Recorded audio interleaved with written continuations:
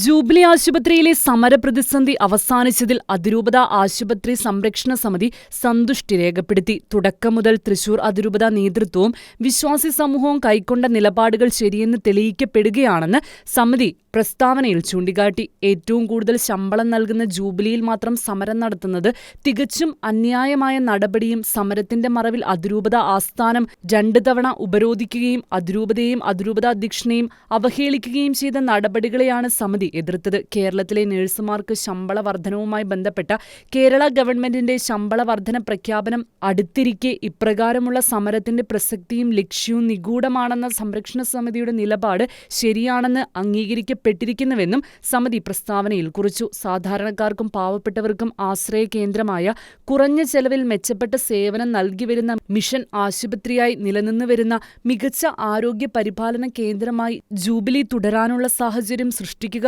എന്നതാണ് സംരക്ഷണ സമിതി ലക്ഷ്യം വെച്ചത്. ഏറ്റവും കൂടുതൽ ശമ്പളം നൽകുന്ന ജൂബിലിയിൽ ഇനിയും കൂടുതൽ ശമ്പളം എന്ന തികച്ചും അന്യായമായ ആവശ്യത്തിൽ നിന്നും നിരുപാധികം പിന്മാറേണ്ടി വരികയും നിലവിലുള്ള വേതന നിരക്കുകൾ അംഗീകരിച്ച് തന്നെ സമരം അവസാനിപ്പിക്കേണ്ടി വന്ന UNA നേതൃത്വം ഇനിയും യാഥാർത്ഥ്യങ്ങൾ ഉൾക്കൊള്ളണമെന്ന് സംരക്ഷണ സമിതി അഭിപ്രായപ്പെട്ടു. തൃശൂർ അതിരൂപതയുടെ വിശ്വാസ പ്രേക്ഷിത സ്ഥാപനമായ ജൂബിലിയെ സംരക്ഷിക്കാൻ ഒറ്റക്കെട്ടായി നിലകൊണ്ട തൃശൂർ അതിരൂപത നേതൃത്വത്തെയും വൈദിക സന്യസ്ത അൽമായ സമൂഹത്തെയും സംരക്ഷണ സമിതി അഭിനന്ദിച്ചു. അതിരൂപതയുടെ വിശ്വാസ പ്രേക്ഷിത പ്രവർത്തനങ്ങളിന്മേലും സ്ഥാപനങ്ങളിന്മേലും കടന്നുകയറ്റം നടത്തുന്ന അവസരങ്ങളിലെല്ലാം ആയതിനെ ചെറുത്തു തോൽപ്പിച്ച തൃശൂർ അതിരൂപതയുടെ പോരാട്ടത്തിന്റെ ഒടുവിലത്തെ ഉദാഹരണം മാത്രമാണ് ജൂബിലിയുമായി ബന്ധപ്പെട്ട സംഭവ വികാസങ്ങളെന്ന് തൃശൂർ അതിരൂപത ആശുപത്രി സംരക്ഷണ സമിതി ഓർമ്മിപ്പിച്ചു. ഷിക്കനാനൂസ്, തൃശൂർ.